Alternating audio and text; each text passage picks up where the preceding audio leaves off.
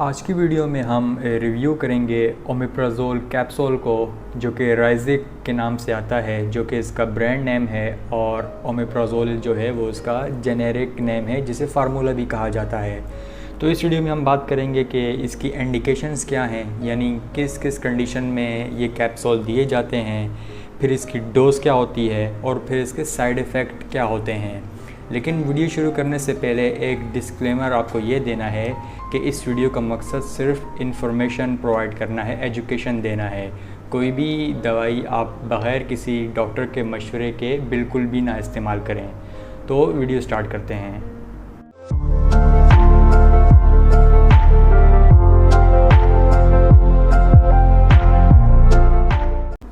تو یہ ہے رائزک، جو کہ اومیپرازول اس کا فارمولہ ہے۔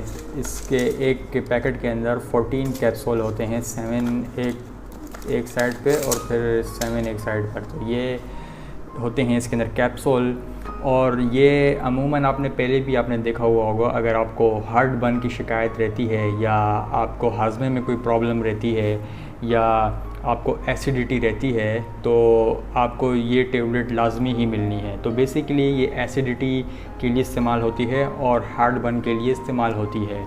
ایسیڈیٹی مطلب جب ہمارا جو اسٹمک ہوتا ہے وہ اس میں ایسڈ پروڈیوس ہوتا ہے، تاکہ اچھے طریقے سے ڈائجیشن ہو سکے اور یہ جو بیکٹیریا ہیں انہیں بھی ختم کیا جا سکے۔ لیکن جب یہ ایسڈ بہت زیادہ بڑھ جاتا ہے تو کافی ڈسکمفرٹ فیل ہوتا ہے، تو اس لیے یہ پھر دی جاتی ہے، اور اس کی وجہ سے پھر ہارٹ برن بھی ہوتا ہے، یعنی دل میں جلن نہیں ہوتی لیکن ہارٹ کی سائڈ پر بہت جلن ہو رہی ہوتی ہے، جو کہ بیسیکلی ایسوفیگس میں ہو رہی ہوتی ہے، جسے خوراک کی نالی بھی کہتے ہیں۔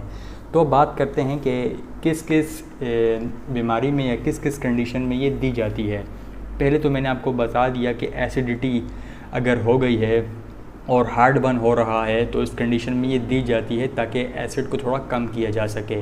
ایسیڈیٹی اس لیے زیادہ بڑھتی ہے کیونکہ ہم یا تو بہت زیادہ کھانا شروع کر دیتے ہیں، یا پھر ہم چکناہٹ والی چیزیں بہت استعمال کرتے ہیں، فاسٹ فوڈ بہت استعمال کرتے ہیں، برگر، پیزا، اس قسم کی چیزیں بہت استعمال کرتے ہیں، یا پھر ہم رات کو بہت دیر سے کھانا کھاتے ہیں اور پھر سو جاتے ہیں۔ تو اس وجہ سے جو ایسیڈیٹی ہے وہ ہو جاتی ہے، اور پھر اس کی وجہ سے جلن ہوتی ہے۔ پھر دوسری کنڈیشن ہے GERD، یعنی گیسٹرو ایسوفیجیل ریفلیکس ڈیزیز۔ اس میں کیا ہوتا ہے کہ جو ایسڈ ہوتا ہے وہ ہماری اوپر خون جو خوراک کی نالی ہوتی ہے اس میں آ جاتا ہے، جس سے جو خوراک کی نالی ہوتی ہے اس میں بہت جلن محسوس ہوتی ہے۔ تو اس بیماری میں یہ ٹیبلٹ استعمال کی جاتی ہے۔ پھر اس کے علاوہ جو گیسٹرک السر ہوتے ہیں، یعنی اگر کسی کے معدے میں، اسٹمک میں اگر السر ہو جائیں، چھالے پڑ جائیں، زخم ہو جائیں، تو ایسڈ کی وجہ سے وہ جلدی ہیل نہیں ہو پاتے، ان کی ہیلنگ نہیں ہو پاتی، تو اس لیے یہ ٹیبلٹس دی جاتی ہیں تاکہ ایسڈ کم ریلیز ہو اور جو چھالے ہیں، جو زخم ہیں، وہ جلدی سے ریکور ہو جائیں۔ اس کے علاوہ ڈیڈیونل السر، ہماری جو چھوٹی آنت ہے اس کا ایک پارٹ ہے، اگر اس میں السر ہو جائیں تب بھی یہ دی جاتی ہے۔ اس کے علاوہ پین کلرز کے ساتھ بھی اسے استعمال کیا جاتا ہے، کیونکہ پین کلر سے بھی السرز پڑ سکتے ہیں اسٹمک میں یا پھر انٹسٹائن میں، آنتوں میں۔ اور اس کے علاوہ سرجری سے پہلے بھی یہ دی جاتی ہے تاکہ جو ایسڈ ہے وہ کم ریلیز ہو اور کوئی آگے کمپلیکیشن دیکھنے کو نہ ملے۔ تو یہ ایسی کچھ کنڈیشن تھیں جس میں آپ کو یہ لازمی دیکھنے کو ملے گی۔ پھر اس کی ڈوز کیا ہوتی ہے؟ اگر ہم اڈلٹس کی بات کریں تو اڈلٹس میں 10 سے 20 mg دن میں 2 دفعہ، یعنی BD، آپ اسے استعمال کر سکتے ہیں ڈاکٹر کے مشورے کے ساتھ۔ اور یہ آپ نے جو ٹیبلٹ ہوتی ہے، یعنی جو کیپسول ہوتا ہے، وہ اپنے کھانے سے پہلے لینا ہوتا ہے، تقریباً آدھا گھنٹہ پہلے۔ اگر آپ دوپہر کو لے رہے ہیں تو دوپہر کے کھانے سے آدھا گھنٹہ پہلے لیں، اور اگر صبح لے رہے ہیں تو ناشتے سے آدھا گھنٹہ پہلے لیں، یعنی آپ نے کھانے سے پہلے لینی ہوتی ہے۔ پھر سائیڈ ایفیکٹس کی بات کرتے ہیں، کیونکہ ہر میڈیسن کے سائیڈ ایفیکٹ ہوتے ہیں، چاہے وہ پھر پیناڈول کی گولی ہی کیوں نہ ہو، یا پھر چاہے کوئی بہت بڑا اینٹی بائیوٹک ہی کیوں نہ ہو، سائیڈ ایفیکٹ ہر میڈیسنز کے ہوتے ہیں۔ تو اگر ہم اس کے سائیڈ ایفیکٹس کی بات کریں تو سب سے پہلے اس میں آپ کو نوزیا اینڈ وومٹنگ کی پرابلم دیکھنے کو مل سکتی ہے۔ وومٹنگ تو الٹی، اور نوزیا مطلب الٹی والی فیلنگ ہونا۔ وومٹنگ ہو نہیں رہی ہوگی، لیکن ایسا لگ رہا ہوگا کہ بس ہونے والی ہے۔ تو یہ ایک سائیڈ ایفیکٹ دیکھنے کو ملے گا۔ پھر اس کے علاوہ ڈائری آپ کو دیکھنے کو مل سکتا ہے، یعنی لوز موشن، اور اس کے الٹ بھی ہو سکتا ہے کانسٹیپیشن یعنی قبض بھی ہو سکتا ہے۔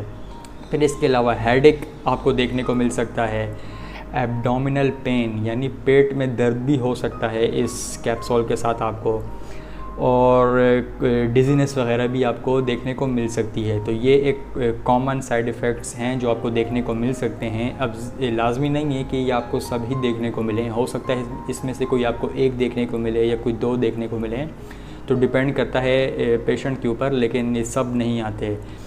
پھر اگر ہم اس کے لانگ ٹرم یوز کرتے ہیں، یعنی اگر آپ اس کو کئی سالوں سے استعمال کر رہے ہیں، تو پھر کیا کمپلیکیشنز آ سکتی ہیں۔ نمبر 1 تو آپ کی جو باڈی کے اندر وٹامن B12 کی ڈیفیشنسی یعنی کمی ہو سکتی ہے۔ جی ہاں، اگر آپ کافی لمبے ٹائم سے استعمال کر رہے ہیں تو آپ کو وٹامن B12 کی ڈیفیشنسی ہو سکتی ہے۔ پھر اس کے علاوہ بون فریکچر بھی ہو سکتا ہے کیونکہ بونز کمزور ہو جائیں گی، اور اس کے علاوہ گٹ انفیکشنز بھی ہو سکتے ہیں، یعنی GIT ٹریک جو ہوتا ہے اس کے اندر بھی آپ کو انفیکشن آپ کو دیکھنے کو مل سکتے ہیں۔ تو یہ ہمارا کچھ ریویو تھا رائزک کے بارے میں۔ رائزک آپ کو 10 mg میں بھی مل جاتی ہے اور 20 mg میں بھی مل جاتی ہے۔ تو ویڈیو آپ کو کیسی لگی کمنٹس میں ضرور بتائیے گا، اور اگر آپ کا اس کے متعلق کوئی بھی سوال ہو تو آپ کمنٹس میں پوچھ سکتے ہیں، اور مزید ایسی انفارمیٹیو ویڈیوز دیکھنے کے لیے آپ ہمارا چینل کو سبسکرائب کر سکتے ہیں۔